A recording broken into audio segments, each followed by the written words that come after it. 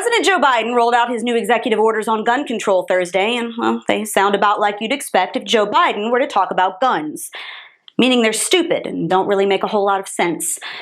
Because apparently the fact that it's already illegal to go shoot up a grocery store and kill a whole mess of innocent people isn't enough. Maybe if we make certain guns with certain features illegal, then all the criminals will listen. Or alternate theory, maybe this is just another pile of stupidity pushed by liberals whose expertise on firearms consists of a staffer handing them a list of Google talking points lifted off of Michael Moore's Twitter feed to read off a teleprompter to get votes from other liberals who've never even played Call of Duty, much less shot a real gun. Because reading off a teleprompter and blaming guns that you know nothing about is easier than dealing with actual gun violence. Because actual gun violence happens in cities, and those cities are run by Democrats.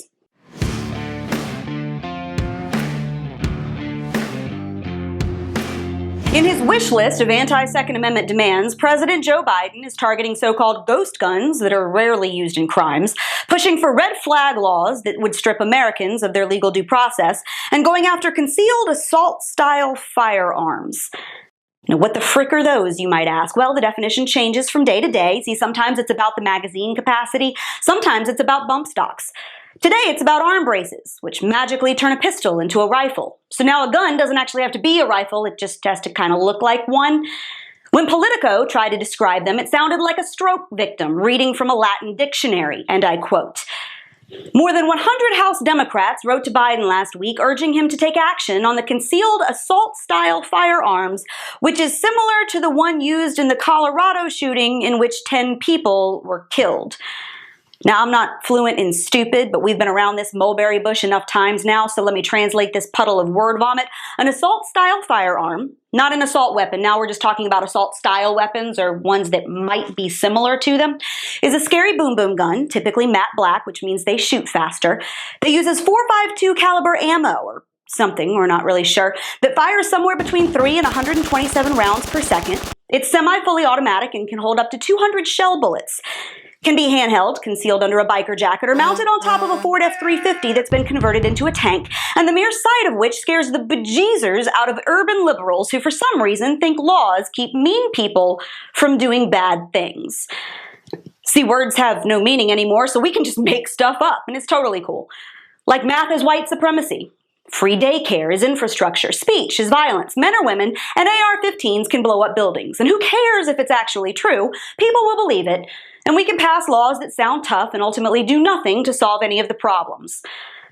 But as stupid as that is, believe it or not, it's not even the dumbest part of old Joe's laundry list of to-dos here. This is my very favorite part of Biden's gun grab, because cities across the country are experiencing a historic spike in homicides. The Biden-Harris administration is taking a number of steps to prioritize investment in community violence interventions.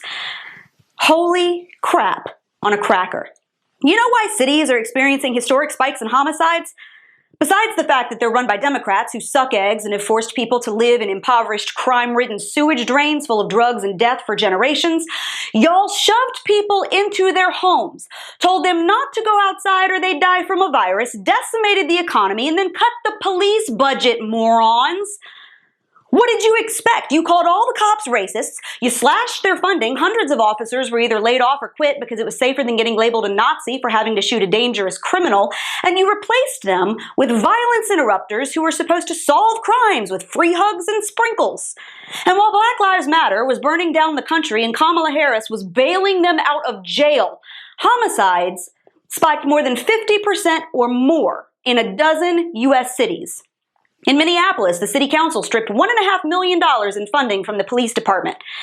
And then, shocking exactly no one with an IQ over about 27, assaults, robberies, and homicides rose more than 20%. Things got so bad, residents started showing up to city council meetings and complaining that the cops weren't doing enough to protect their neighborhoods.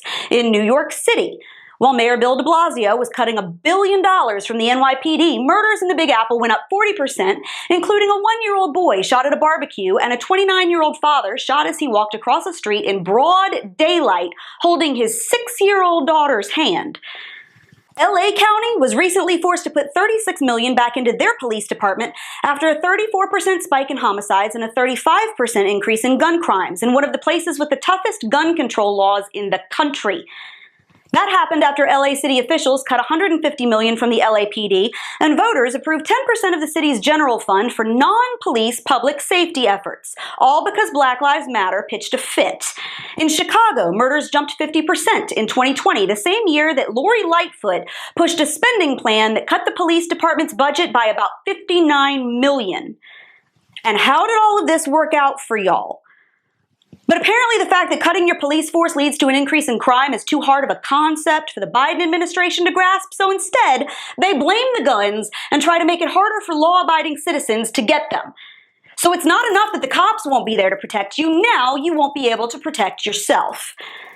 Kind of like how thousands of illegal aliens are streaming into our country and we don't know who they are. Border agents say about 1,000 of them are coming across every single day unpursued because our system is too overwhelmed trying to deal with all the families and kids.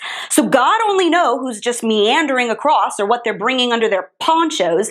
Somehow that's not a threat. No concern about gun violence and criminal activity there, but ghost guns and arm braces, yeah, those are the problems.